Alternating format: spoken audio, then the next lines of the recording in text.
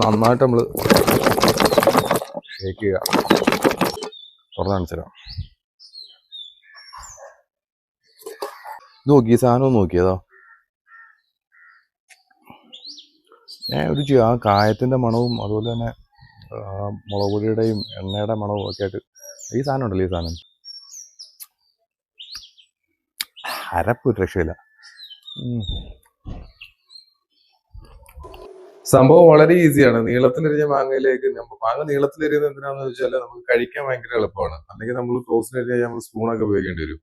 അപ്പോൾ ആ മാങ്ങയിലേക്ക് നമ്മൾ ആവശ്യത്തിന് മുളക് പൊടി, ഞാൻ 1 ടേബിൾ സ്പൂൺ മുളക് പൊടി ഉപയോഗിക്കുന്നു. ആവശ്യത്തിന് മുളക് പൊടി, ലേശം മഞ്ഞൾപ്പൊടി, ആവശ്യത്തിന് ഉപ്പ്, കുറച്ച് മല്ലിപ്പൊടി, കുറച്ച് മതി. പിന്നെ ഇതിൻ്റെ ഒരു ഇമ്പോർട്ടൻറ്റ് ഘടകം എന്ന് വെച്ചാൽ ഇതിനകത്ത് നമ്മൾ കായവും അതുപോലെ തന്നെ ഉലുവ വറുത്ത് പൊടിച്ചതും ഉപയോഗിക്കും. ഇത് രണ്ടും കൂടി ഉപയോഗിച്ച് കഴിഞ്ഞാൽ നമുക്ക് നല്ലൊരു മണവും ടേസ്റ്റും കിട്ടും. അപ്പോൾ അത് രണ്ടും കൂടെ നമ്മൾ ഇട്ട് കൊടുത്തതിന് ശേഷം നല്ല വെളിച്ചെണ്ണ ഇച്ചിരി കൂടിയാലും കുഴപ്പമില്ല, വെളിച്ചെണ്ണ നന്നായിട്ട് ചുറ്റി ഒഴിച്ചിട്ട് നമ്മൾ അടയ്ക്കുകയാണ് കേട്ടോ. ഈ പാത്രം നമ്മൾ അടച്ചിട്ട് നന്നായിട്ടൊന്ന് കുലുക്കണം.